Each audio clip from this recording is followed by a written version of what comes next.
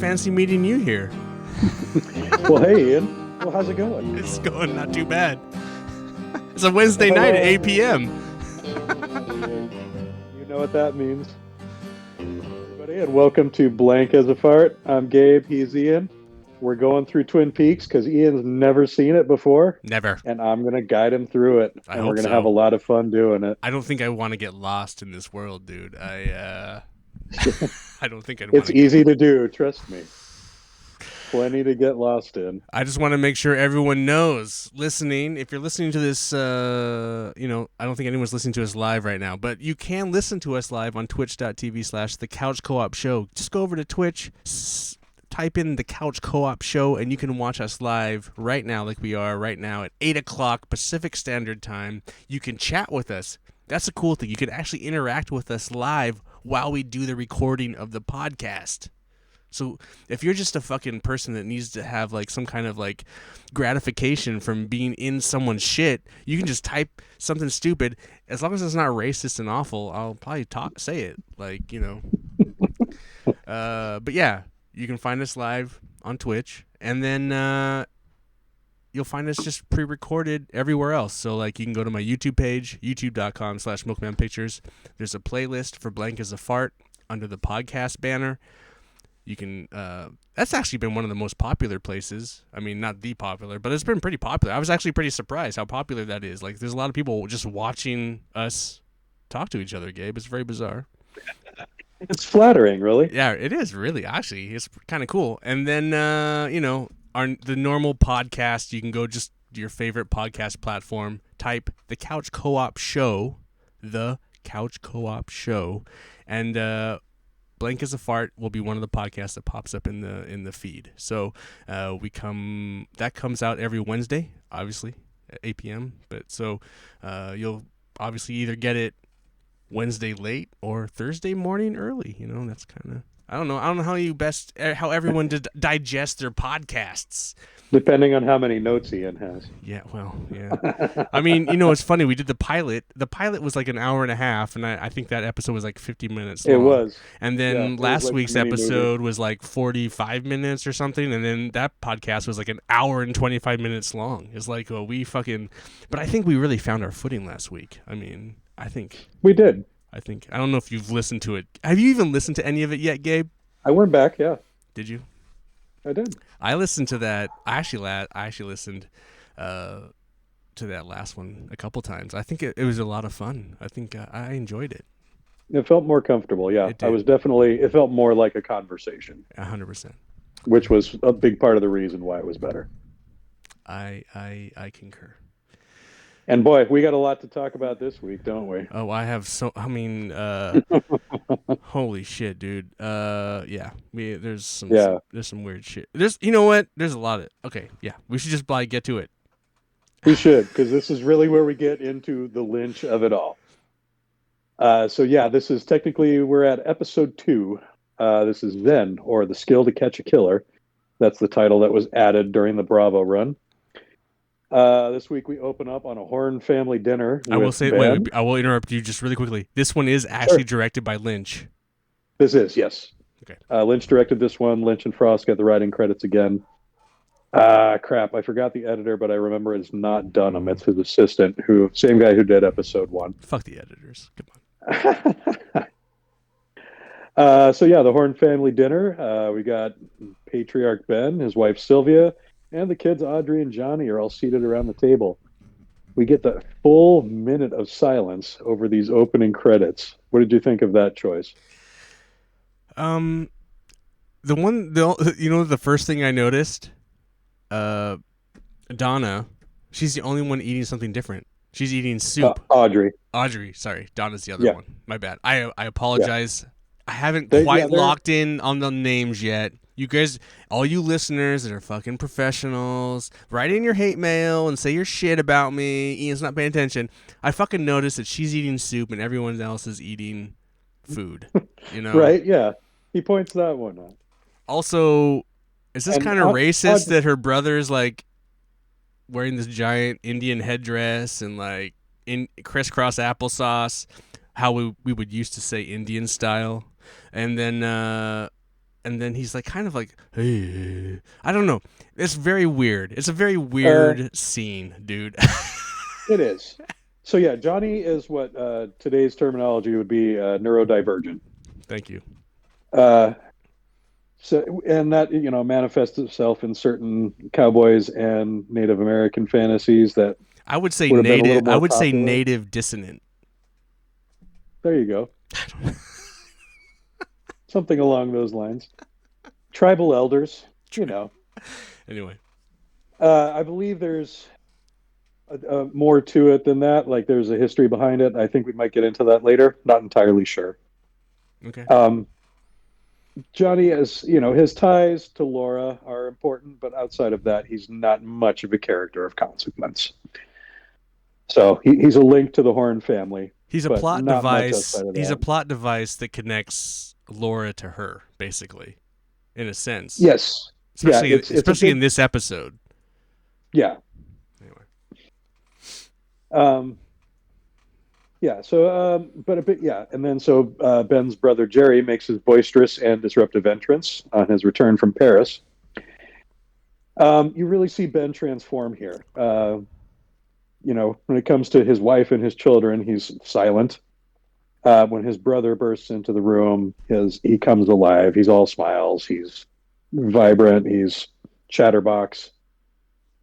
He's loving that baguette just as much as Jerry is.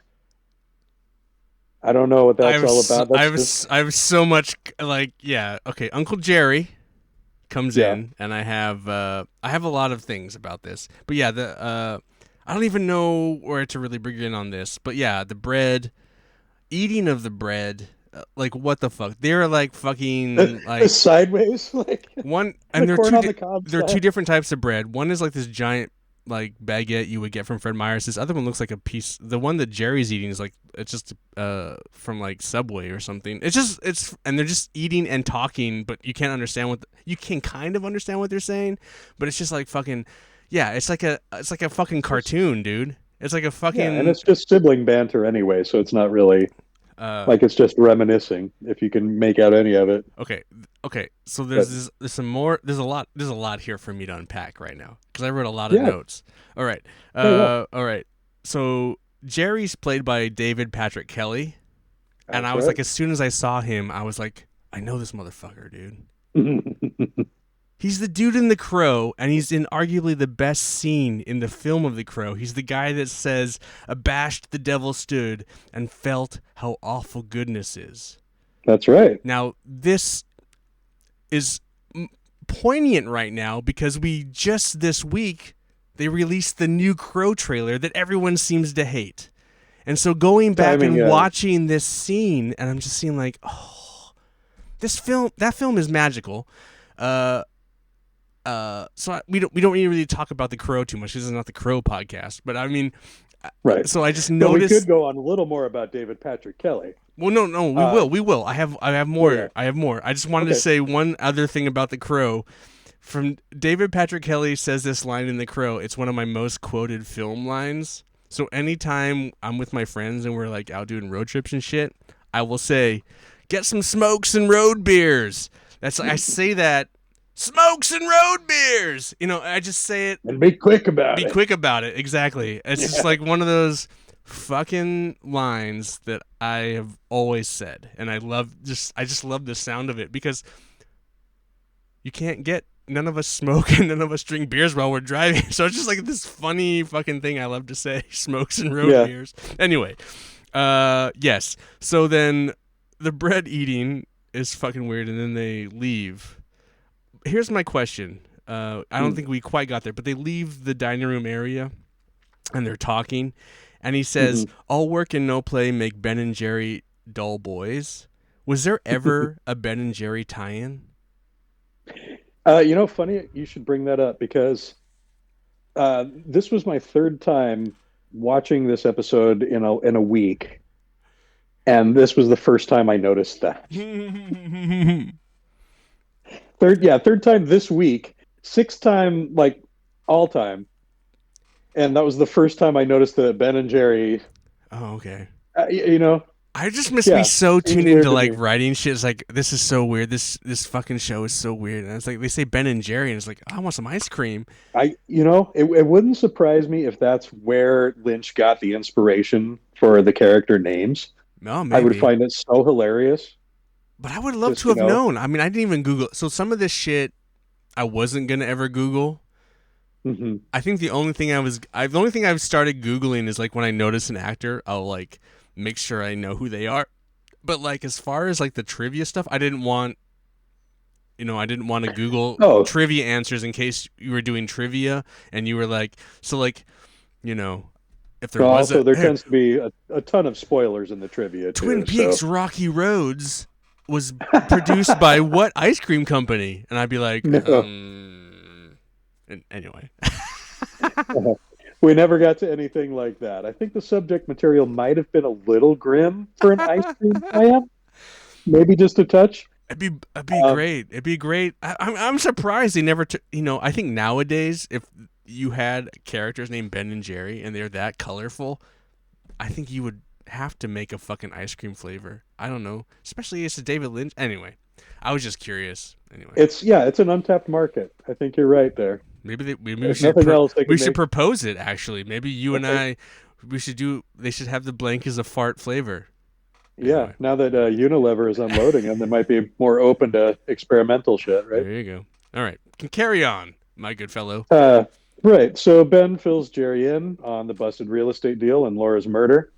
But he balances that depressing news with a visit to One Eyed Jack's, which is a brothel and casino on the Canadian side of the border.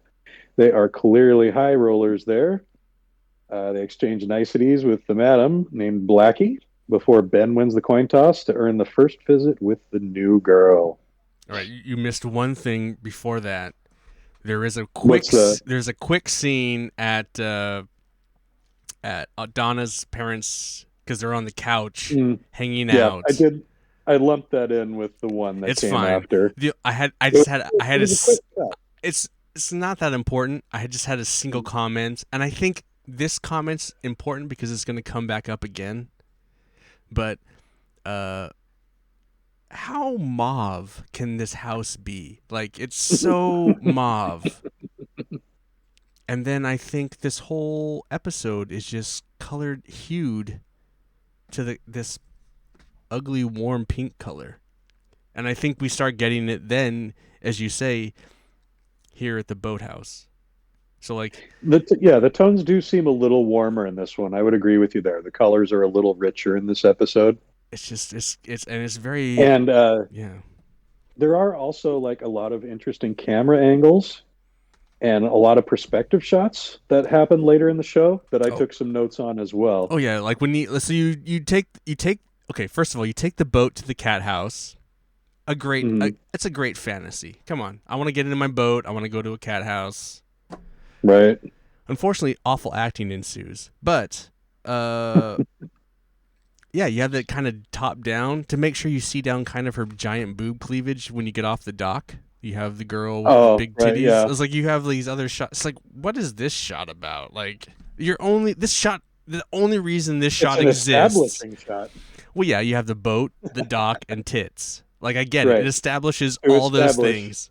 Yeah. But it's just like, Dude, oh my how god. about how about the hair on those escorts? Those Oh, 90s hairstyles, man.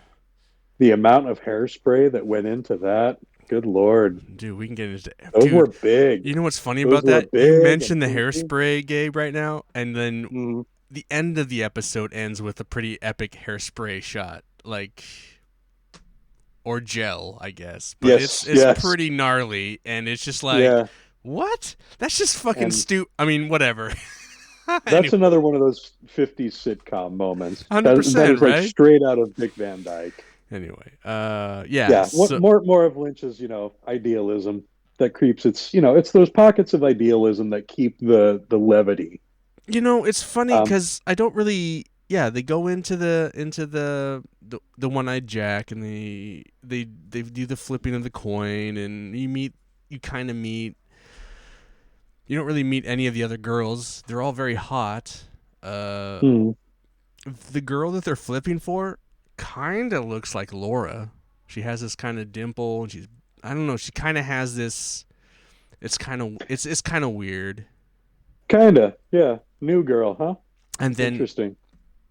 well, she's yeah, the new girl, Right. right? Who's she replacing? Yeah. Oh, the one in the hospital, or Laura? Do we know? We might find out later. Um, I honestly probably would have taken one of the other girls, but that's just me personally. It's just like it's just taste. Come on.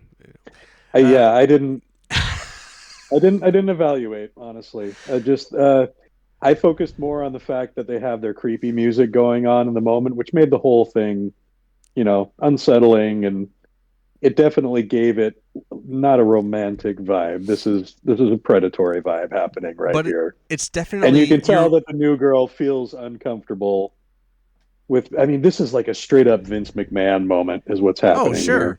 But it's like here's more mauve. We the warmth of like the comforting mauve with the teenagers. Now we're in the mauve pink intensity, and Hmm. we don't really get to go back. I'm assuming we get to go back in there at some point. But at this point, we kind of just follow them go into the pink folds of this. Those Uh, velvet red curtains. but it's very warm and pink and it's just like this episode is just like woo, woo.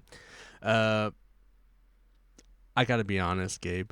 I really still don't like the score, dude. It drives me nuts. Oh my god, And a lot of that is the repetitiveness of it's it. so repetitive. It almost It is. sounds like it's not being. It's just it almost sounds like it is just on repeat. Like, it There's just maybe like 2.5 hours worth of music for the entire series. it drives me nuts. And like With I know certain moments, and I feel like I exactly know. Like something weird happens, and it's like, I'll cue the music, and then it cues in. It's like, oh my god, it's just so it's trying to be yeah, eventually you positive. get to recognize which moments earn which music. Like you'll know what's going to cue in before it cues in after a Mm. fashion. And yeah, that's a part of the series that I've kind of gotten Right. over repeated viewings. And again, especially if you're watching them in chunks. Like if you binge watch it, then yeah, you get real sick of the score real fast. But yeah, even on this weekly basis, you're just kind of like, ho hum, all right, I get where you're going with it. Um, but we get what we get with this. And I mean, Badalamenti's worked with David Lynch all the time. I love all the shit he had on Lost Highway. Like all of Oh the yeah. music he put onto Lost Highway. I will listen to that But see that's different. I endlessly. was even thinking about that. Like there's no like it's all just it's just score for the most part, or it's just occasion. There wasn't obviously we were at that Run Roadhouse bar where there's this song, but like for the most part, there's no like music drops. There's it's just very just Yeah, cheap. We're not going to spend any money on this. No exactly. licensed music. So Yeah. Thankfully, we turn a corner on that when it comes to the return. okay, well, yeah, So that makes sense. once we get to a modern budget, we'll get a modern soundtrack too. All right, But that's about 28 episodes off I'm and a ready. couple of movies. I'm ready to continue on. Let me find our place in the notes I here. believe it's Okay. Leo. Actually, this is where I went to the Mauve love story, where James and Donna have their big confession on mom's couch before they make out at midnight. Oh, okay. Oh, right. Um, there's a John Mellencamp song in there somewhere.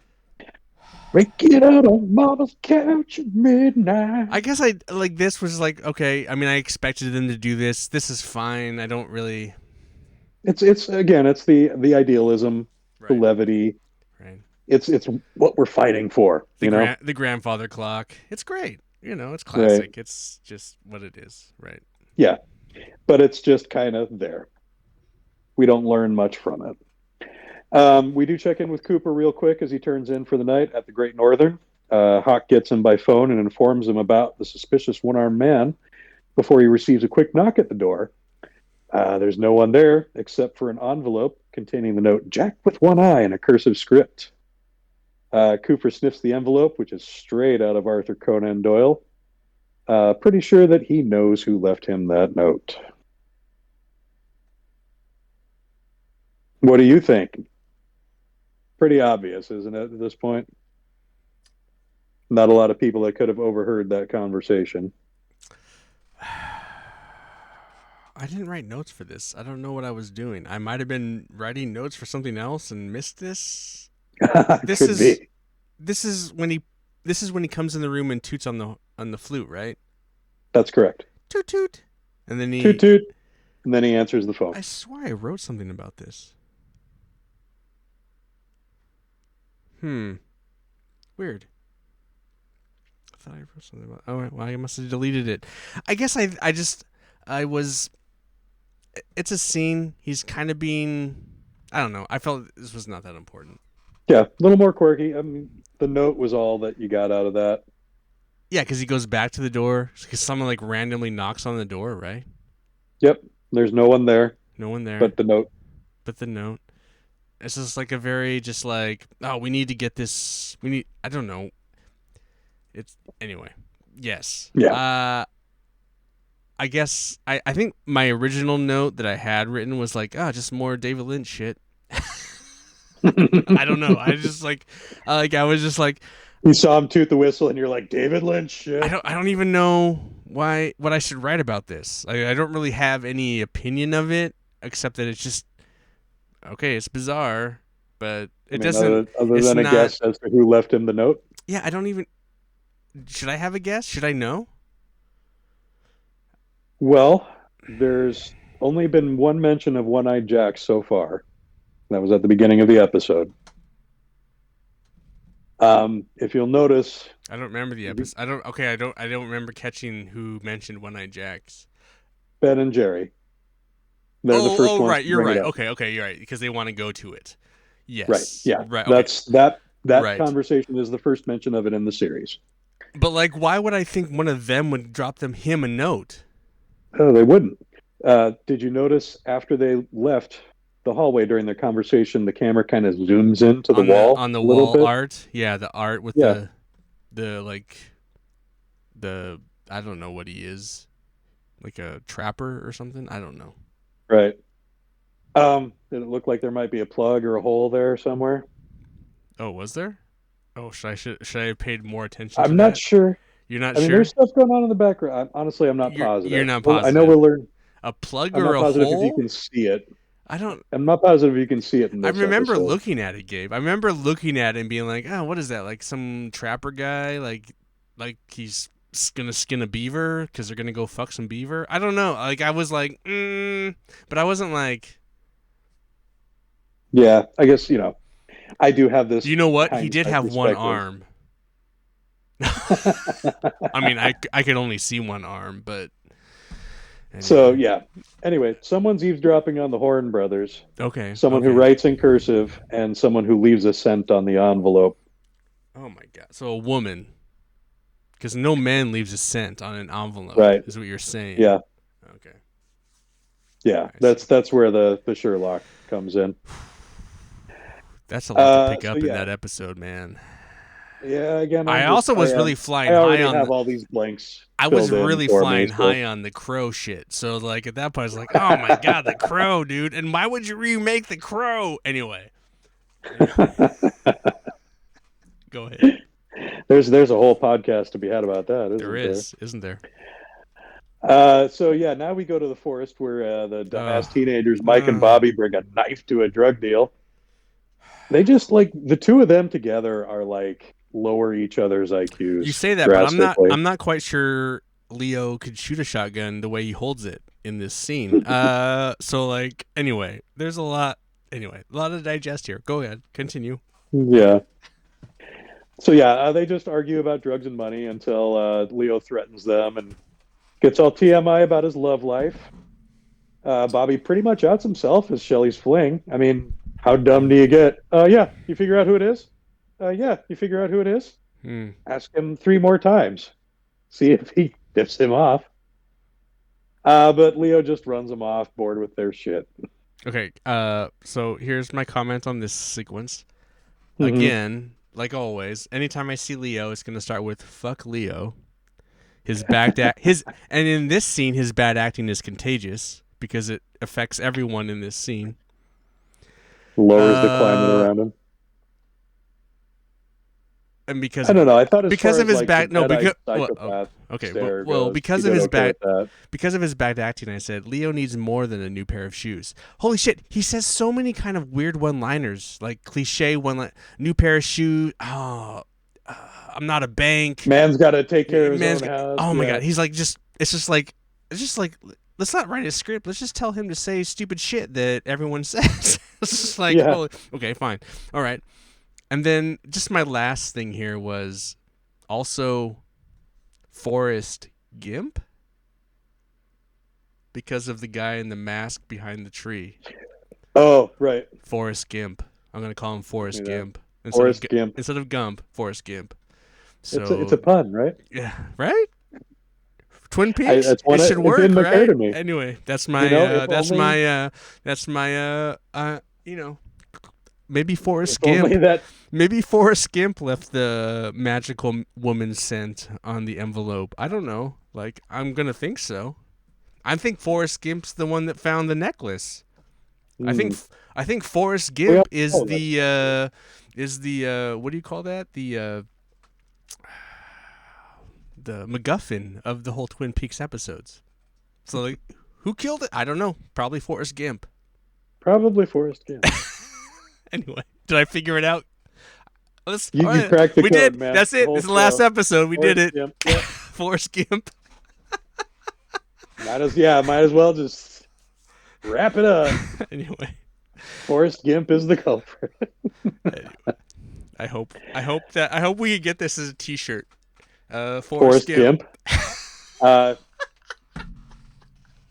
mean, that's the only shot you get of him, so you might have to do a big zoom in there. You get a pretty good Forrest shot Gimp. of him though. He's kind decent shot. he Yeah. kind of gimps around the tree. It's like it's anyway. All right. Yeah. All right. Forrest Gimp. Gimp. We got a new mascot for the show. So we come to the next morning. We got a quick visit at Nadine's home, where the big guy oafishly tramples and drips grease on Nadine's drape prototype. Oh my god! That triggers her rage issues. We start to understand why he's stepping out a little bit here. Nadine doesn't seem like she's all that much fun to hang out with. Oh really? Dude. Okay. Rage monster. I don't even. Anyway, yeah. It's funny with like he's covered in like gas or grease or whatever, but you can tell he's wearing gloves that are covered in it when he walks to the front door. It kind of like looks like it's like that's just me looking at certain shit. It looks like it's kind of wrinkling up as a glove. Anyway, I didn't notice that. It's funny that for me, I thought they were. I mean, I knew what they were once he crushed them, but I thought they were set up as a trap for him, like almost like to catch him because he was sneaking, and then he was trying to be quiet, and she's in there fucking working out. Anyway, and then she fucking like on her rowing machine, just fucking destroys those handles. It's like what is this woman? Anyway, she's got a lot of tension inside of her. She does, yeah. Anyway. She's got some issues to work I don't through. really have anything to say about this scene. I just like my kind of like viewing it. Like I feel like when she says like I left them there because I needed to and whatever. It's like I felt like you left them there as a trap. Like I don't like they look like a trap to me. She's looking for an excuse to be mad at him. Right. Yeah, I get that, and you might not be far off the mark there. It's not something we explore all that much, but it does. I mean, yeah, they clearly have a very antagonistic marriage. Well, at least from her end. Ed doesn't ever seem deliberately antagonistic. He just seems like he's just trying to. Does anything not upset her become of them, or are they just kind of like this forever in this show? There's an arc. Yeah. Okay. So there's arc. There's movement. Okay. Yeah, you see some movement there. A lot of movement? Because the end of this episode kind of would portray that we're going to make money. Anyway. I mean, not like last season of Roseanne kind of movement, if that's what you're thinking. Okay. Where they win the lottery. Oh, I thought when they remove her from the show. All right. No. That was much later. So yeah, after he pisses off the wife, he heads to the diner to commiserate and flirt with Norma. Then we get Loverboy Bobby checking in on the battered Shelley. She's not dead, aren't you pleased? She's abused though. She is abused. I mean, she lives with Leo. Bruised fruit. Bruised fruit. And Bobby claims that he's going to kill the guy who made him piss his pants about 6 hours prior. Right. That's a little bit of bravado there. Also, during this scene, we get our first appearance of the show within a show, Invitation to Oh, I Love. almost wrote that down. Invitation to Love. Yes, you will see that crop up on a lot of the television screens in Twin Peaks. Oh, that episode, that series. That series. Oh, Yep. that's great because she's like, whatever. She's like, no. She turns it off and is like upset. Yeah. You I might was see it I reflect some of the other stuff that's going on. You never know. in this particular scene when she's talking to Bobby through the door. I was just thinking like, you know what? I don't know. Maybe this has happened, but I think maybe Twin Peaks would be a better like theatrical like play, like a Broadway. It's how it feels in a lot of respects. It really does feel like a stage play in a lot of the way that they film that it's laid out and acted and and kind of like. I think you're going to see a lot of that in any 90s drama. You think so? I do. I don't think that television as a medium had really advanced beyond that at that point. I mean, as many comedies at that point were still being filmed in front of live audiences. Right. You know, right. they really hadn't upped that production value. Right. I got you. You so rarely saw scenes filmed outside in shows like that, even through like the mid to late 90s. Well, even if you look at like Star Trek Next Generation, like that first pilot episode is like a theatrical play. This Absolutely. Yeah. No, 100%. And that was what, 87, 88? Something like that. I don't remember. Yeah. So, yeah, I definitely get it and I see it too, but I don't think it's unique to Twin Peaks. I think that's a characteristic of pretty much all television at that age. You're probably right. But it sticks out like a sore thumb when you try and hold it up like for comparison against something like Sopranos or something like Game of Thrones. Oh yeah. It's a different animal entirely. It is funny. And honestly, now that you say it though, I should some look of this later stuff. Oh, I was just saying like I should like just thinking about it now, like Star Trek Next Generation is very corny to me now because I went back and tried to watch some especially of that. Those first couple of seasons. Oh, it's rough, and it's like, well, maybe it's not as. I mean, not recently, but like a few years back, I did, and it's like if I were to actually go back now and like try and watch some of that, is it as corny as this? Maybe I'm not. Maybe it's not. Maybe this is just a time period. It's a capsule of like. You know, maybe I should rein in some of my talons. You know, maybe I should be a little more like, oh, this is how it was back then. People were dumb. No. There is, yeah. I mean, it's like people who try and draw comparisons from Jimi Hendrix to Buckethead. You know, Right. It's a different school of thought, but one certainly wouldn't be possible without the other. And I really think that where that shows like Twin Peaks walked, so The Sopranos could run. 100%. No, I get what you're saying. Well, rein it in, jerk. Twin Peaks walked. Twin Peaks crawled so Deep Space Nine could walk, and then fair. Okay, yeah, that's fair. Let's give a little. Yeah, when DS9 went to long form storytelling, oh yeah, that's some of the best. It was some epic stuff. That's some great shit. 100%. It was really good. Some of the great best stuff on TV. Anyway, at least I haven't gone back to it since I remember it being awesome, but I hear people say it still holds up pretty well. So I went back and did it about 5 or 6. Well, no, I guess it's more like 10 years ago at this point, but. I hear it. But when it first popped up on Netflix, I did the run on Netflix, and definitely held up. Back to the show we're actually reviewing. We're reviewing all of them tonight. All the shows. We're testing out material.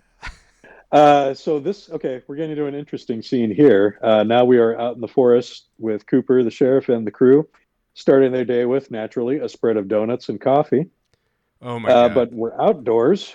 And we've got a blackboard listing the potential names that could be that J that was mentioned in the last entry in Laura's diary. We've also got a bottle on a stump exactly 60 feet and 6 inches away. What are they up to, you ask? So I'm going to have to take this verbatim from the script because there's no real way to summarize this. So Cooper has, quote, subconsciously gained knowledge of a technique involving mind body coordination operating hand in hand with the deepest level of intuition, end quote. From a Which dream. came to No, from a which came dream. to him in a dream But we don't know that that he had. until the other guy says it, right? Because I don't. Oh I'm no, he watch. starts. But no. So when he's no, but when this is getting set up and all this is happening, you're like, what the fuck? And then the other guy, the sheriff comes up, and is like, and this came all to you in a dream? And he's like, yes. It's like, oh, but like we don't know that beforehand, right? Yeah, Yeah. Okay. yeah, Okay. he mentions it in his introductory speech. Does he? Hmm. I don't remember that. Because the whole dream is about the plight of the Tibetan people. Oh, in that Because part. yeah, Oh, okay. I yeah, he see. goes off in his whole speech about Tibet, where it's the reason he fell, or the reason he I felt or see. felt I see. deeply for I their plight see. was because of the dream he had. I see. And in this same dream, This happened. he learned this. He learned this technique. Okay. Oh my god. I don't know. So we talked a little bit about the Log Lady intros that were filmed for the Bravo re-airing, which are included in the box set that I'm watching. I don't know if they're available on Showtime that you're watching on the Actually, app. I don't know. Not that I noticed. You might want to check the extras. Some of them are worth watching. They're Okay. never longer than like 90 seconds or so. Okay. But the one for this episode, she particularly goes into ideas and how some ideas are like men. Some ideas like men leap up and say hello, Okay. but other ideas come to us in dreams. And then Gotcha. she repeats that to emphasize it. So kind of makes you wonder how much of this came to Lynch in a dream. Gotcha. So anyway, this technique that came to him in a dream consists of him reading off one of the potential names from the list and then hucking the rock at the aforementioned bottle. After crossing off several possibilities, the bottle is shattered after he reads the name Leo Johnson. And Leo, the police have not yet established any connection with Laura and Leo at this point. So this is all kind of interesting news to them. Okay. So this is Leo does is this the mention. end of the? Oh wait, go ahead. I want to. I have a long thing to talk about in this episode in this scene. But if you're not done with Okay, talking about this scene, keep going. I'll just dip in real quick to mention that Leo talks when he met up previously with Mike and Bobby. He mentions Laura being a wild girl, Hmm. so Leo clearly does have some association with Laura. Okay. Um, I mean, we know she's on cocaine. Can't imagine there's a whole lot of cocaine dealers in a town this small.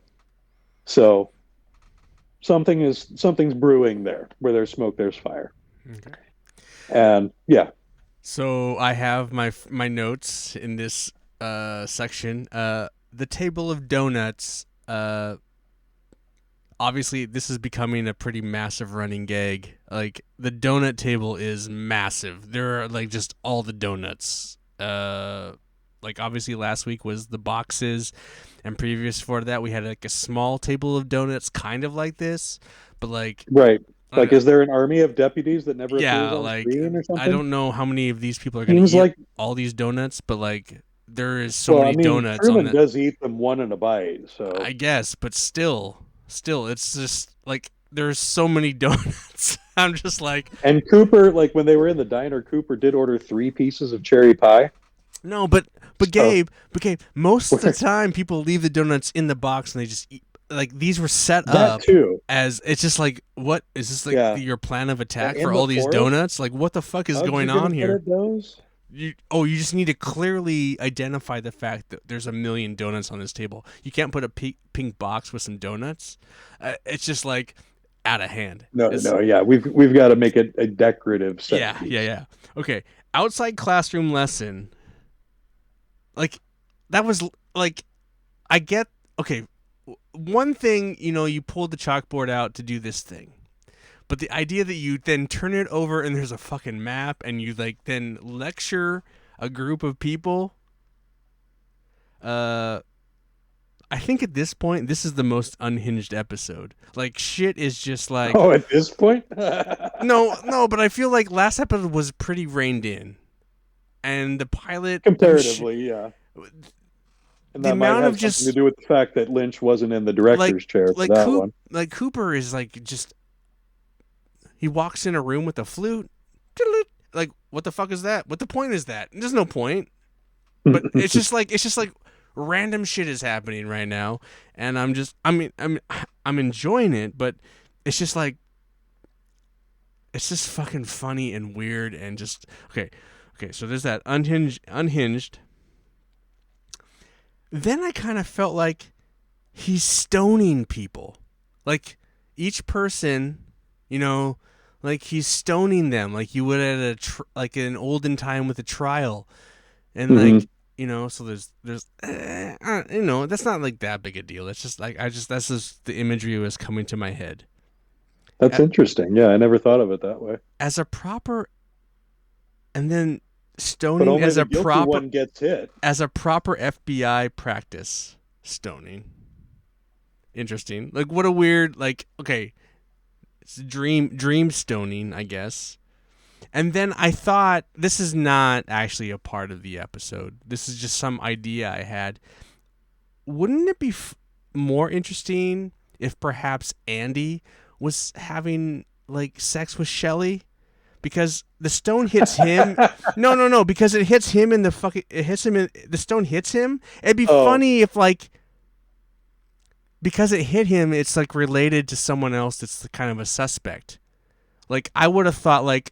If I was a writer, I would have thought, hey, well, maybe we could take this further. Like, he's not a suspect, but maybe he's involved into someone that is a suspect. And the fact that he threw it, hit a tree, bounced, and hit him in the head.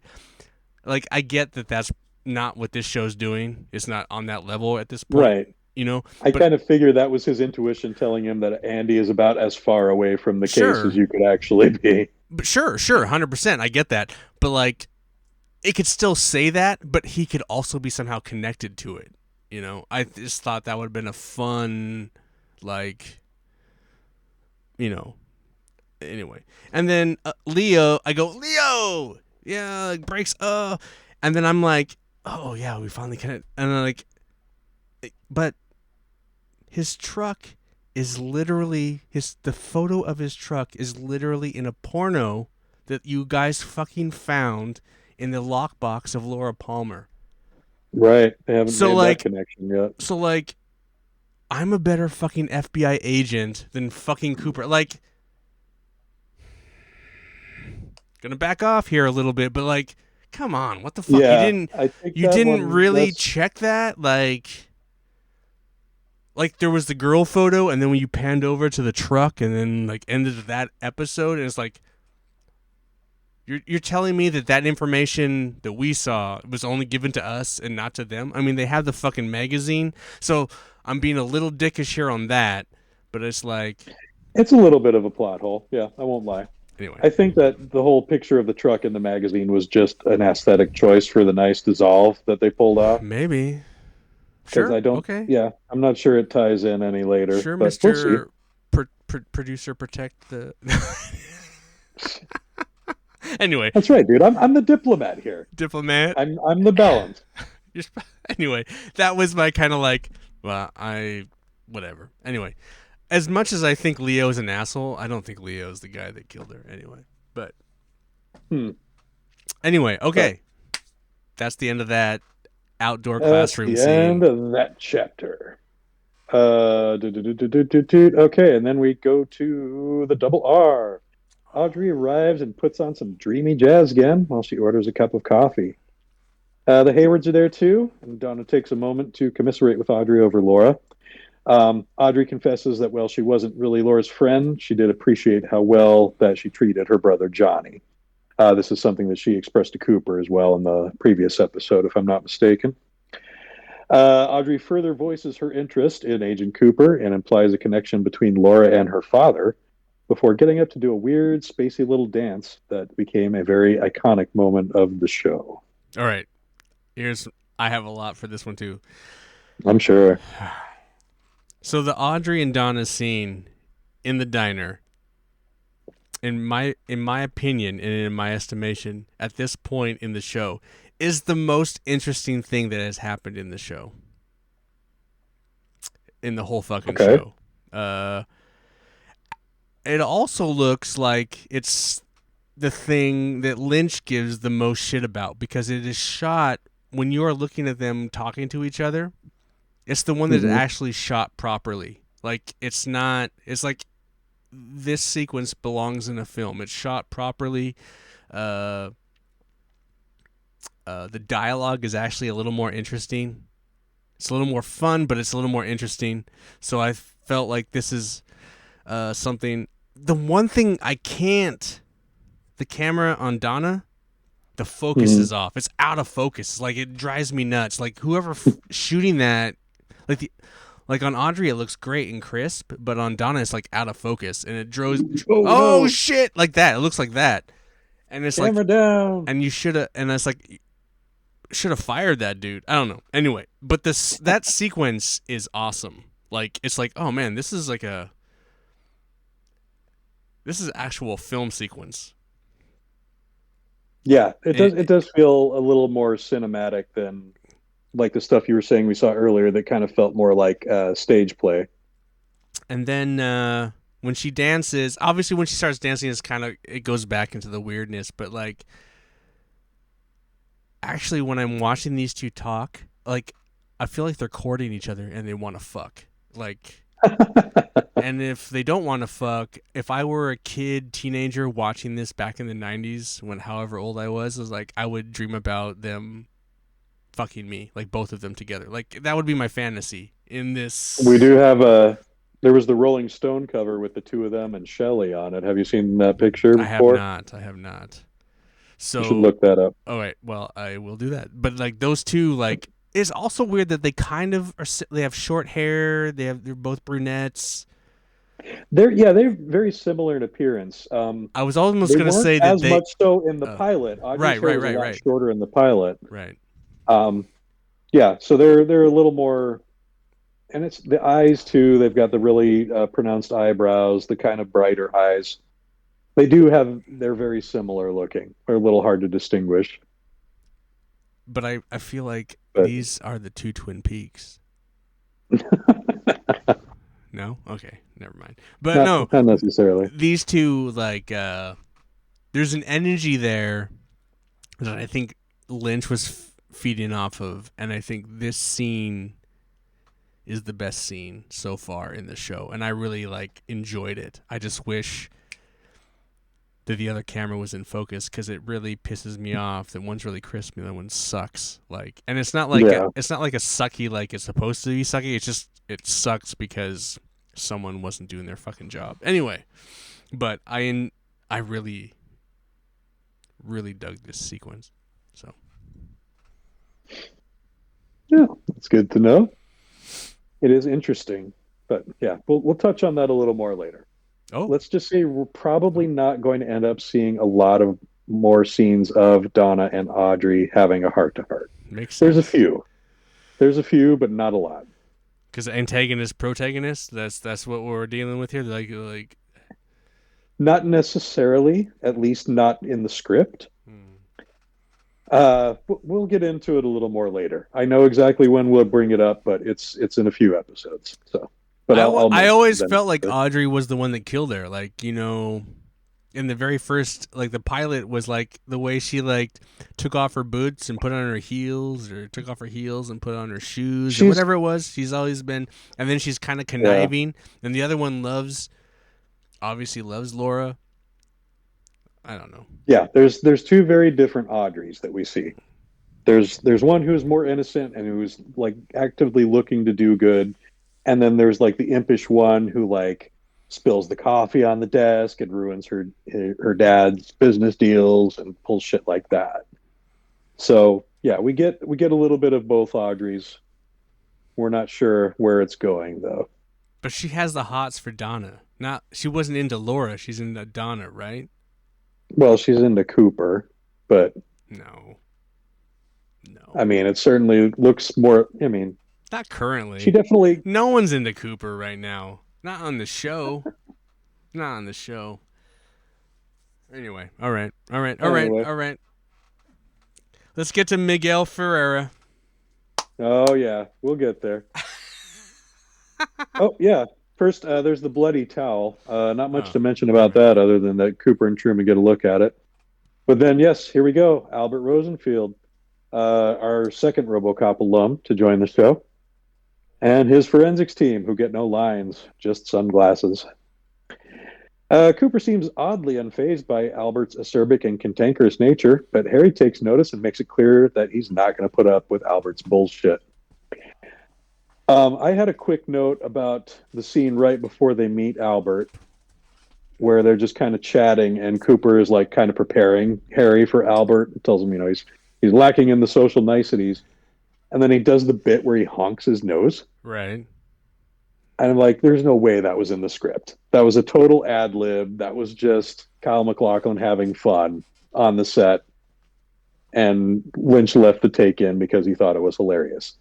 Because in the context of like the actual show, these guys have known each other for all of like 3 days, I think. Right. And like Harry doesn't seem like the type who would let a guy honk his nose after only knowing him for 3 days. But it I feel like it goes a long way toward establishing like how well that Cooper Cooper and Truman are getting no. along, despite their differences. Cooper is really a cartoon character in this episode.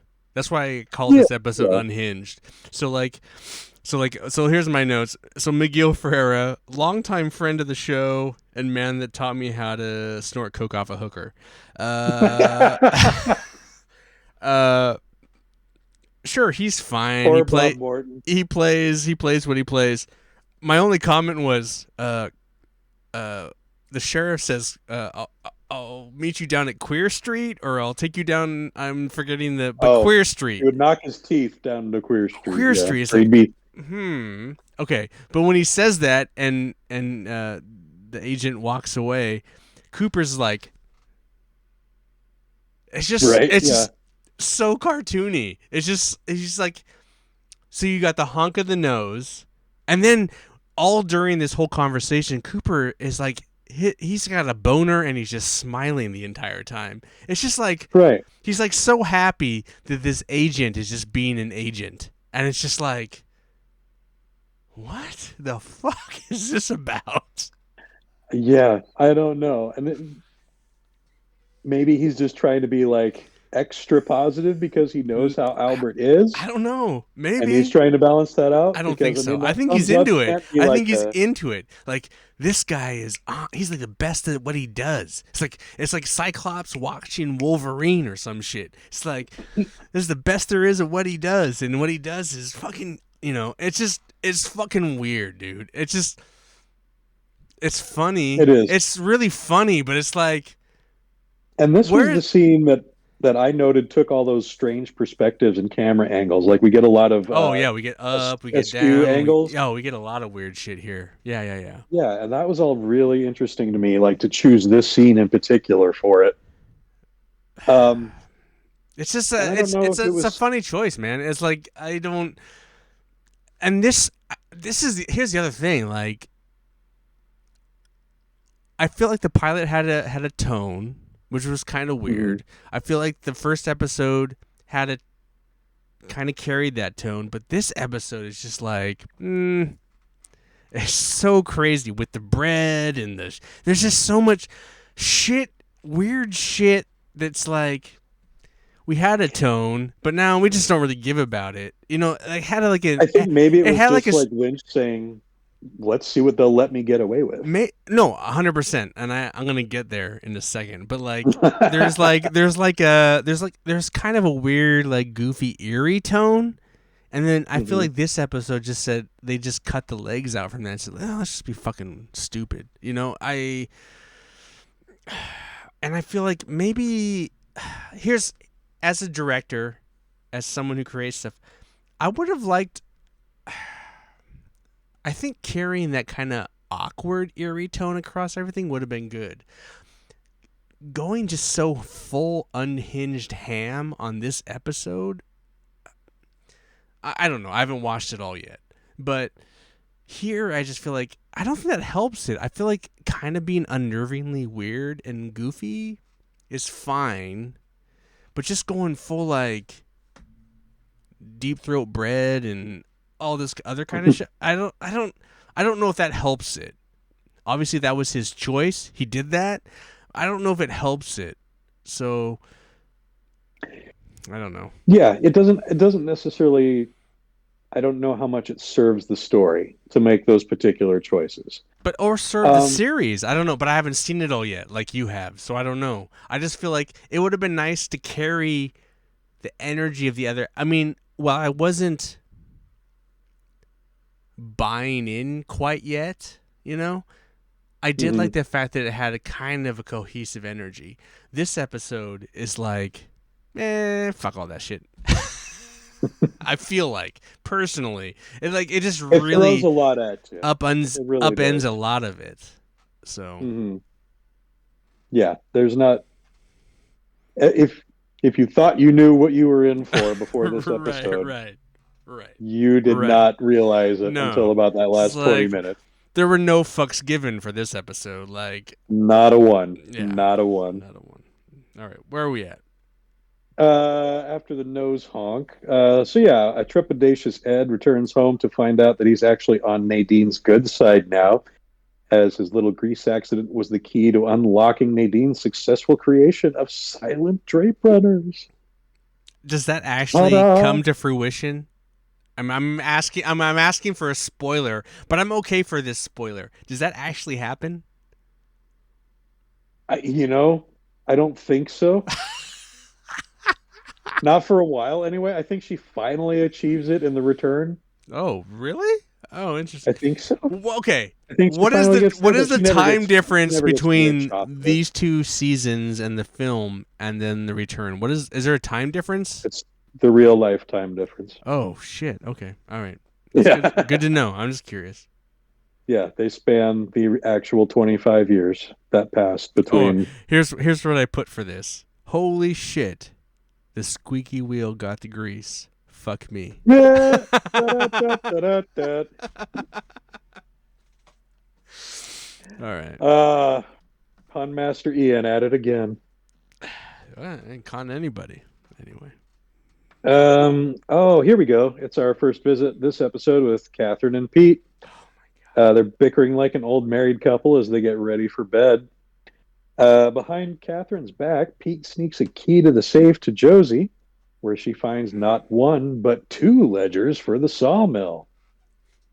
And yeah, who bum bum bum, soap opera shit. Yeah, that's what I didn't really Who's take cooking the this. books and why? I didn't really take this for anything. I just said, okay, this is just pushing this story of that Yeah, forward.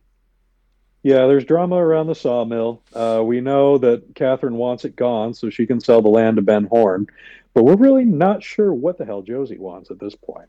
Doesn't seem to make sense. She wants that sheriff dick. Well, aside from that, that's about all we know she wants. And then we're off to the Palmer household, which continues to be a total scene of despair. Holy shit.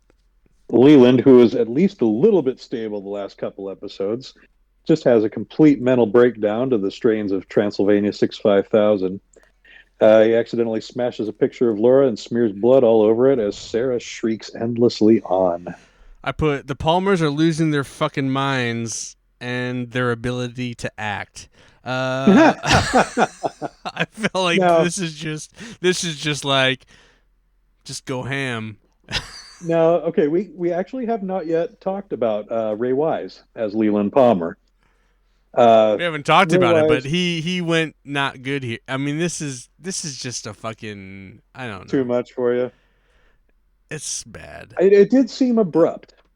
And I will not lie.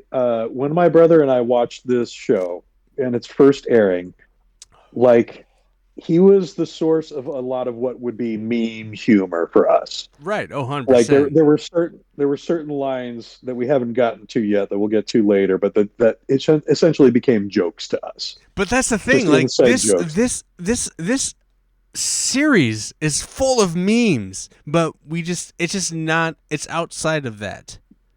Yes, man, if it were to rerun in somehow way that like people are like, holy shit! I mean, this is a meme factory right here. It really is. Yeah. We need to draw more attention to that. You should work on some memes I'll get that to I it. can use for I'll get the right on it. media promo. Yeah, I'll I get. know you've got plenty of time to work on shit You're right. like Well, that. I got a lot of time at work because I'm not doing anything. So I'll get on it, Gabe. But yeah, Ray Wise, who was actually our first RoboCop alum to be appearing on the show, I he does But have not our some moments. best. Let's be honest. He's Not our, but no, not. Miguel's the best. Yeah. 100% Miguel. Gotta love Miguel. And now we're back at the Great Northern, and Cooper's turning in for the night, and we're getting a peek at his dreams. Um, where do I start here? So he has visions of the one-armed man and the gray-haired denim dude. They seem to bear the names Mike and Bob, respectively. Through some bizarre monologuing, we learn that Mike and Bob may or may not be strictly human. Who knows? They have a shady past together, but they're not exactly on the same side. We learn the origin of the phrase "fire walk with me," Mm-hmm. and based on Bob's vow to kill again, we get a pretty clear implication that one or both of these men are somehow tied into Laura's death. God, I don't even know. This is like That doesn't even touch on the other stuff this yet. this That's uh just this that's whole just the dream the exposition. whole dream scenario here is pretty much where David Lynch has been stuck making films for the last 2 decades. Like this is his existence. Like I Cooper dreams. I put nothing new here, just more Lynch bullshit. Like that's kind of I would say this. I think Cooper is old in these scenes. So there's like Yes, some like skin, like some kind of skin thing on his neck, and it's all really the fake wrinkly. skin. Like there's some fake Yeah. skin, so like it's old Cooper. So like I don't the neck skin is weird. Hmm. And then the fucking short person midget. I don't know what word I should use for them. Dwarf is the Dwarf, preferred term. is that the preferred Mhm. term? Thank you, Gabe. Yes. Uh, he's like he keeps seeing him wigging out. You know what's funny when you're watching it? It's like, oh, he's wigging out by a stripper pole. He's wigging out by a stripper pole. But then it's not a stripper pole when you pull back. Then it's like a fucking lamp. So like, but he's wigging out, and then he sits down, and it's a weird choice to have like their dialogue reversed or like unreversed, reversed, unreversed. So like you can kind of understand what they're saying only because it's been reversed, but like Right. it's just such a what a weird choice, as if they're in hell, like they're down under, like they're beneath and reversed. I don't know what it is. It's very unsettling, and yeah, it's not just they filmed their actions in reverse too. Like the blinking is in reverse, Right. It's all like like him shot moving to the chair and reversed, everything. and it's Yeah, and very it's a stylistic choice, I'm choice, sure, right? And but that's it's fine. It's, so I get it. unsettling, and No, it's just yeah, I get that it's cool and it's a cool thing to do on TV at that time period. It's funny, like Laura points to her nose. I'm like, oh, Laura needs some coke, you know. It's like right. Yeah, that was a pretty Let's easy get Miguel reference to down spot. here, you know. He knows, no. But um, then there's this weird shadow that flies across, Hmm.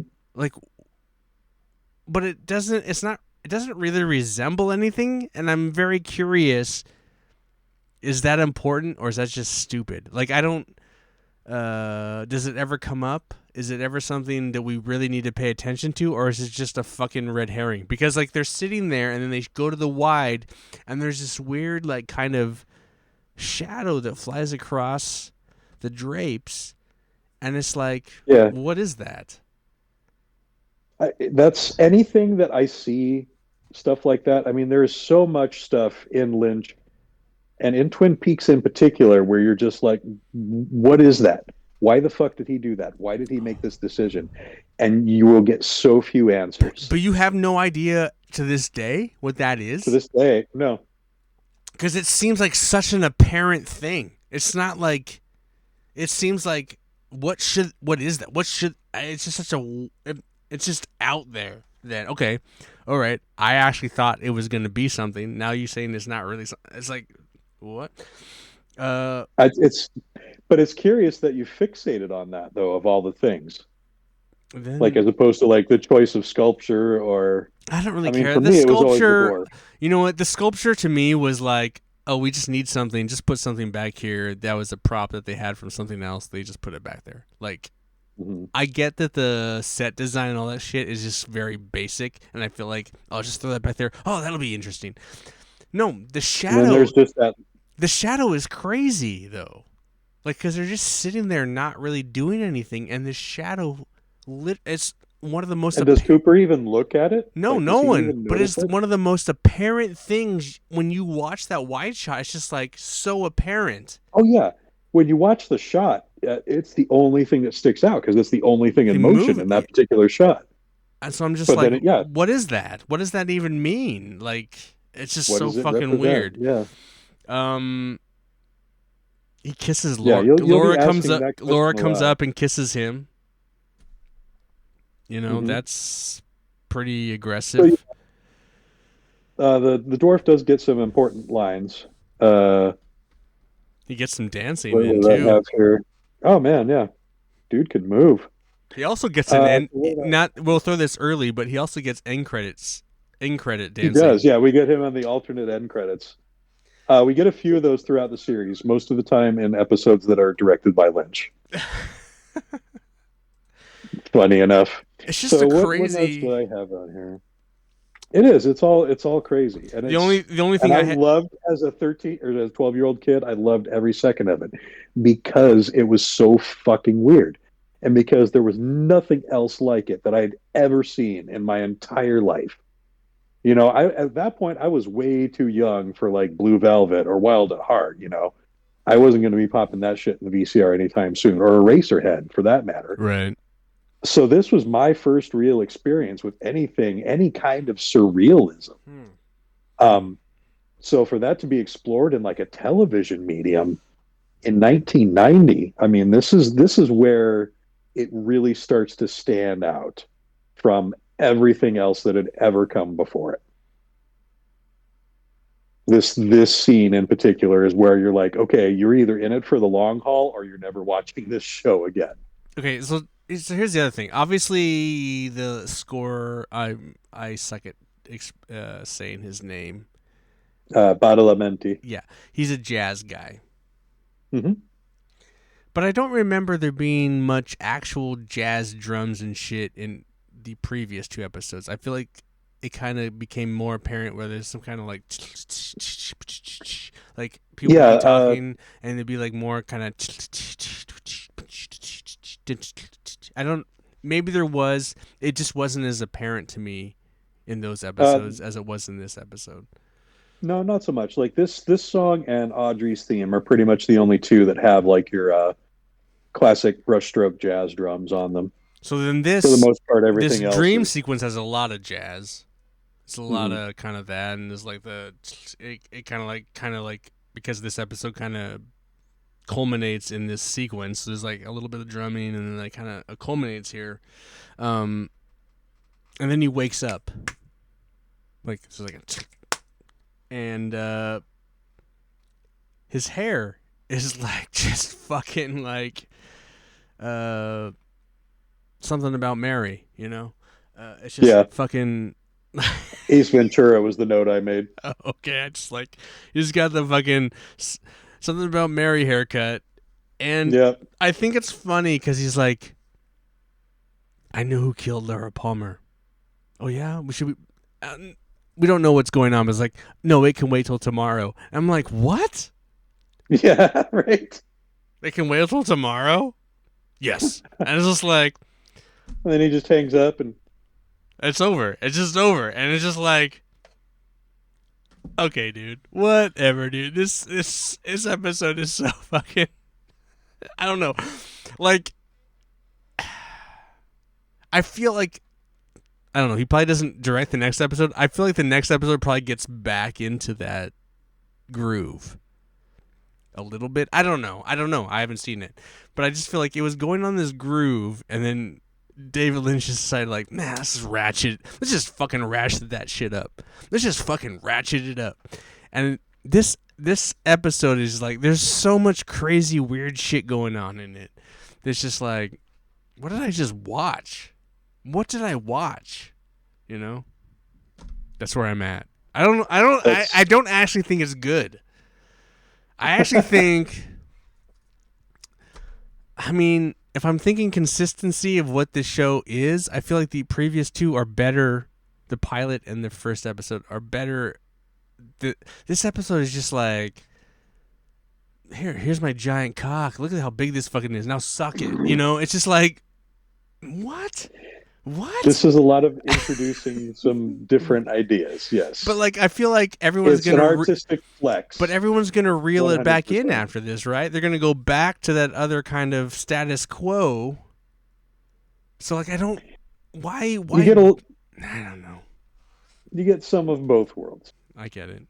And that's kind of what the show is about. It's about transcending worlds and planes of existence. And well, I look forward to the next episode now, because this one was so fucking just offhand and out of sight. Like, just like fucking what?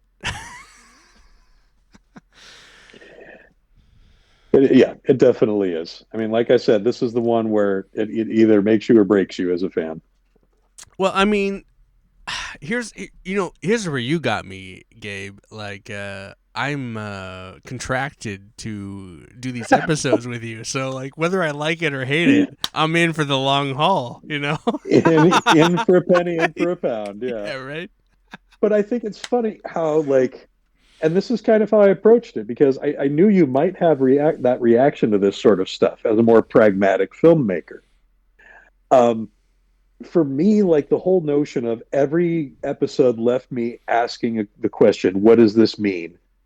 Like, why is this important? And sometimes he sprinkles a lot of stuff that is or is not important, but it gets you paying attention to every detail. I guess. I feel like I was curious. This episode just made me like, what the fuck? Who gives a shit at this point? Like, I mean, stuff that I don't feel like he gave. I don't think he gives me anything. I don't feel like he gives me anything of importance really in this episode. Like, I don't. Other than Bob and Mike and Fire Walk with Me and all that. Nah, I think the only thing, like, Forrest Gump is the only thing I get from this. Forrest Gump. No, because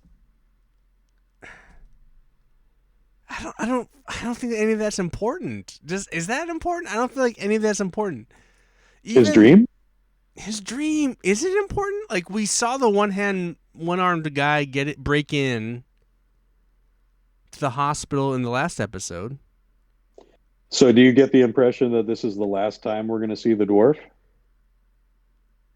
I mean, I didn't know a dwarf previous, so like, yes, so this is the new dwarf, and sure, we're Meet the new dwarf. Listen, Lynch has a thing for dwarfs or short people. Like, sure, we'll probably get some more of that, but like, I don't feel like there was any really new information. This episode introduced a lot of new characters. Mm-hmm. I don't know if they were important. There's a limited amount of story you can tell in 45 minutes. And I will say that Albert is an important character. He comes up a lot. The dwarf? Albert. Miguel Ferrer. Oh. The dwarf. Okay. No, in the credits, they named the dwarf as the man from another place. Yeah, okay, I got that. Yeah, that guy. Yeah. Oh, yeah. So what are the notes I have about the dream sequence here after Bob and Mike? The dwarf informs Cooper that the gum he likes is going to come back into style. That might be important later on. Before he identifies the woman as his cousin, he lets Cooper know that she's full of secrets, and then he pulls an Audrey and gets up and does a funky dance to smooth jazz. The woman tells Cooper that she feels like she knows Laura, that sometimes her arms bend back, and as the dwarf dances, she Oh, gets that's up and right. kisses Cooper passionately and whispers something in his ear. And like you said, Cooper wakes up with a startle and calls Truman, tells him he knows the identity of the killer, but it can totally wait until the morning. All right. Yeah, there we go. And I make mention of the extended credits. He dances. Yeah, got a couple of quick technical notes. So this aired on April 19th, 1990. Oh, That was a Nielsen rating of 13.1, I which is was 19.2 million viewers. I was just learning how to Uh, masturbate. those were the days, right? I did note that for the record, the Simpsons episode that aired that week, they were still in season one. Mm. The episode that aired was Bart becomes an exchange student to France. So I was in 6th grade when this dropped? That's right. Holy shit, dude. That's Right. crazy. That's crazy talk. Imagine watching this at that age. Yeah, I don't How know. different of an I experience would don't that know. have been for you? Well, I don't know because I mean at that point I was watching Commando and Red Heat and all those like Oh, but that's action just movies. But like yeah, the but that's weird just type well, I of had violence. seen Dune by then. Had you seen Dune? Yeah. Okay. I'm So pretty yeah, sure, he right? Cuz had this an is before introduction. Dune, right? No, it's after Dune. Dune was 84. No, that's what I'm saying. I mean, that's what I meant. Dune is Yeah, yeah. before. Sorry. Yeah. Yeah, I had seen Dune by then because as one of the weird science fiction films, my dad would like, yeah, you guys will dig this. It's like, what is this? I don't understand this at all. It's Oh, kind of like Star Wars. Patrick Stewart. That's the guy from Star Trek. Yeah. Did you know that Lynch turned down Return of the Jedi to do Dune? No, I did not. Yeah, Lucas offered him Return of the Jedi, and he turned it down for Dune. Obviously, I know Ridley Scott turned down Dune for Blade Runner, so Yes, that but was I also true. I don't know about the Return of the Jedi shit. Dude, Yeah, that's a good thing. I don't. and yeah, it was Yeah, what was his name? Dwayne Dunham that put them in touch because Dunham interesting. was the editor that worked with Lynch and also worked with Lucasfilm. Interesting. The only other note I had was Frank Byers was the director of photography for this episode. I looked that up because, like I was talking about earlier, I took a lot of notes of the camera angles and the lighting. And he cited the Orson Welles film A Touch of Evil as the chief inspiration for those choices during this particular episode. I mean, sure, So dude. I I mean, haven't watched a lot of all the. Orson Welles films, I mean, so I don't think the light changed much. It just had a really heavy pink hue on this episode. I don't think the lighting changed much. So this guy what I was. noticed the most about the lighting is it tends to come from underneath the characters. Like particularly scenes at night that are indoors, you don't see a lot of like Yeah, that's to make the him. That's lighting to is make all him. from underneath. That's to make him look evil. It's not always with the evil characters though. Like they do it with Cooper a lot in his room at the Great But it's Northern. just to make. It's just to like. That's a red herring choice, though. It's just to do it. That's just to do it. I agree it's to add mood, but yeah, again, it's one of those things that you don't see a lot. It's a choice that other directors tend not to make. It's also a really old school choice. I mean, It is, yeah. nowadays, maybe It's a back then it's throwback to different. vintage Hollywood, which we all know Oh, that Lynch oh, is completely obsessed with. I did So, have another comment. oh yeah,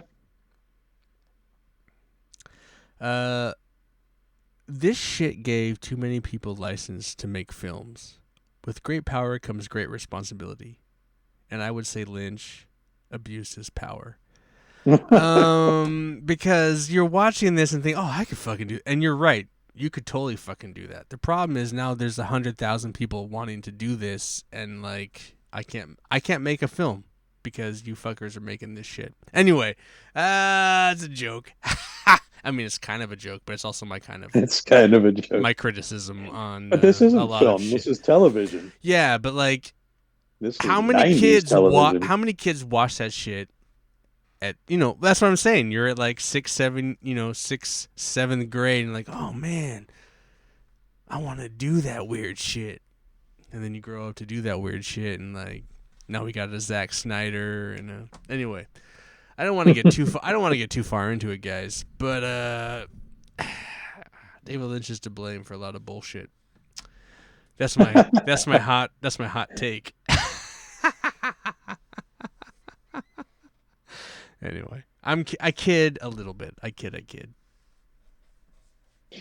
It's not like I'm taking personal affront. No, it's not for you. You're not a filmmaker. I'm talking to for me No, and I'm my not. filmmaker friends. It's like all these people that I have to like compete against.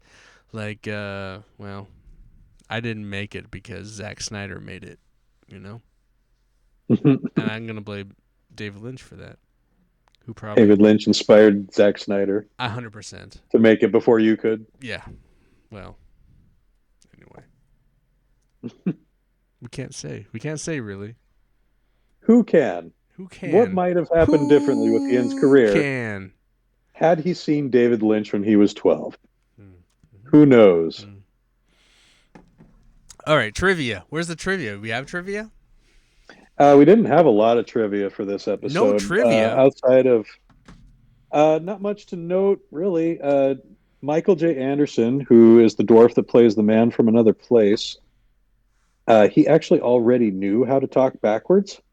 Oh, It was that's something creepy. that he and his friends used to do in college. So once Lynch learned this, he rewrote all his lines to be harder. All right, so here's the thing. Did he talk backwards and then they played it forwards? Yes, With Laura too? yes. So that's how it's He done. ta- yeah, as they spoke backwards and then played the recording in reverse, Interesting. Okay. Cuz just you like they did with the visuals. cuz you can definitely understand it to a degree, but then Hmm. certain words are like, nah, that they didn't hit that word.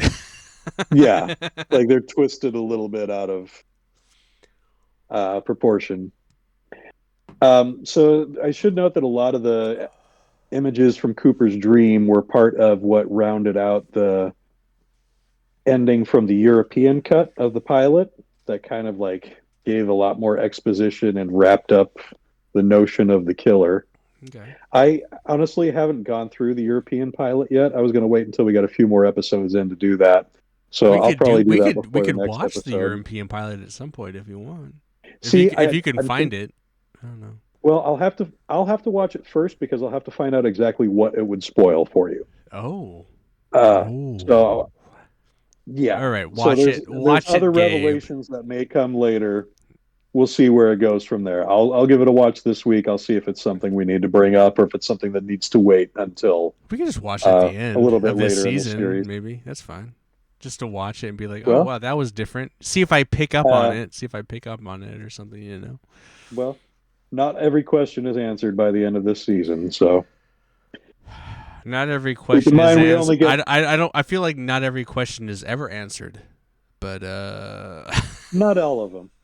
A fair amount of them never are. do we find out who Uh, kills Laura Palmer? Eventually we do, yes. Oh, And that really? was, Oh, they really yes, give it up. Oh my they god. do. That's They fucking were forced to. that's The network Hollywood. forced them That's to. Hollywood for you. Yeah, no, the network made them. Oh, Uh, in season 1 or 2? well, there's only two seasons of the original No, series. but like So, I was like maybe they didn't and then that, you know, Lynch may have done it in return. I don't know. okay, fair enough. They do reveal the killer. I'm not going to tell you when, but it Audrey. does happen. Audrey. I'm going to put Totally, Audrey. What, you $10. gave up on Forrest Gimp already? I mean, Forrest Gump is a great character, but like he was created tonight, so clearly they don't know who Forrest Gump is. I'm gonna for Halloween. I'm dressing up as Forrest Gump. So Oh, there you go. Yeah, that'll be topical.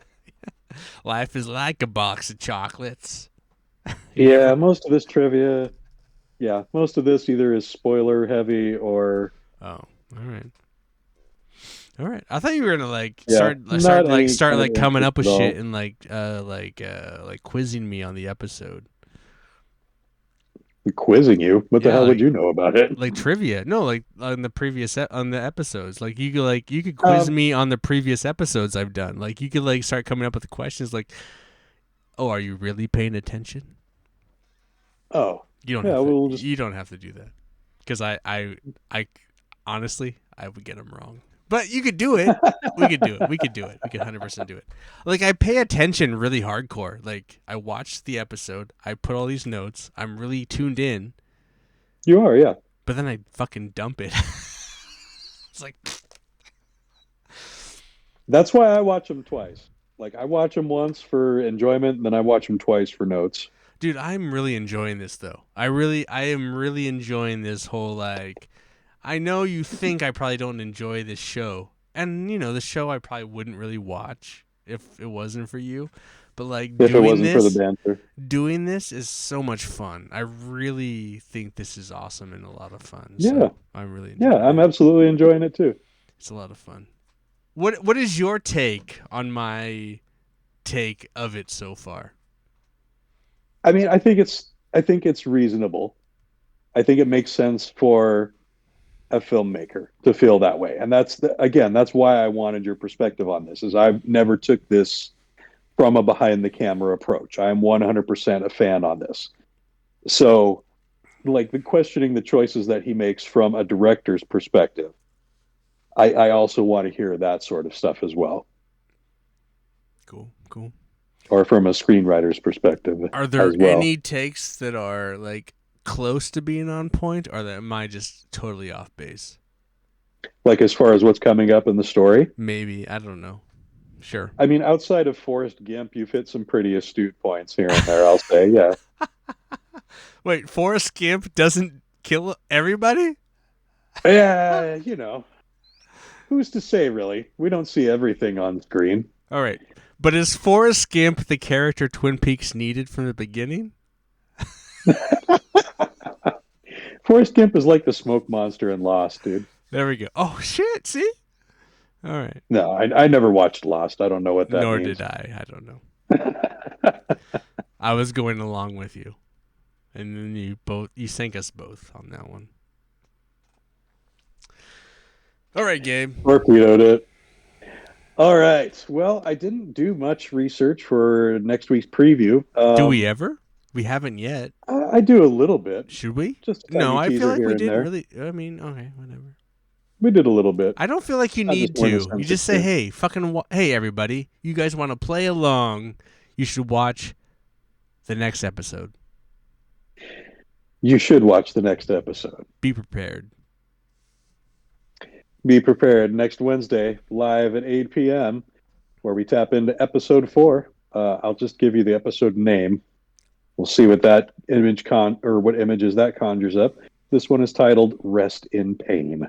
Yeah, and now that we're weekly and all you guys are playing along, thank you everyone for watching. I mean, we still have such great, turnout. Obviously, we had a little bit of drop off. We're like from 60 down to like, 40-ish. Maybe, Yeah, to be expected. Maybe 38. I mean, That's sophomore slump. it's kind of like, well, it's, it's versus whatever. But people, it's fun. People are paying attention. Like, hey, but here's the thing. We could have 1,000 people listening. The only thing that is important is that one of you reaches out and comments and says, hey, Ian is a douchebag. He shouldn't be on the show. The only way we're going to know that is if you go to blank as a fart on Instagram or Facebook or blankasafart@gmail.com and let us know how just... blankasafart@gmail.com. Oh, I'm sorry. blankasafart@gmail.com. That's the email. That's the email. But everywhere else is @blankasafart. Instagram, Facebook. Yeah, you can comment. And the only way we're going to know that you think I suck at what I'm doing and that Gabe is awesome at what he's doing is if you write in and tell us that I suck and he's awesome. That's right. Let's get the Team Gabe, Team Ian votes going. Yeah, let's do the whole versus. Pick sides. Let's pick sides and just let's get me voted off the show and Gabe will do it by himself, Clearly will be more interesting. No. Anyway. No, we appreciate all the listeners. I mean, it's actually still awesome. A lot of support, but we want to see your support. We do want to hear from you. Let us know what you think. Comment on the videos. Yeah. Yeah, comment on the posts, like, share, exactly. subscribe. You know what to do. 100%. And you can also, you can leave the post on the Couch Co-op. Couch Co-op will get back to me. We'll know, or just on Gabe's. Gabe will see it on his. But if you want to reach out just to Gabe, Gabe will let us know. Just reach out, ask us questions, give us comments. And we'll read them on the show. We'll read them on the fucking show. So just, That's right. we'd love to know. We'll reciprocate. We'll Yeah. reciprocate. We'd love to know what you guys think. So, anyway, all right, Gabe, you want to Oh yeah. wrap us up? There was one last note I just thought of, but I thought it was hysterical that old man makeup Kyle MacLachlan looks worse than Kyle MacLachlan actually ended up looking at that age. Just thought that was funny. That man just, yeah. Once we get to the return, dude is almost 60 at that point, and yeah, very impressive. Anyway, last note before we go, we're going to let our friend Domer play us out with the tune Big Old Dead. That's friend of the show. You can get his album Domer, Domer, on YouTube, Spotify, or iTunes. Thanks again, everybody. We'll see you next week at 8 p.m. It's a pretty good song. It's a pretty good song. It's a pretty good song. I like it a lot. As I slowly raise up the volume and keep talking to Gabe here, because we can just keep talking and like in a David Lynch kind of way, where he's like, it's all meta. You know what? Did you get a fish in the percolator? Did David Lynch create meta? The concept? Did he? I kind of doubt it. I think Grant Morrison did that, didn't he?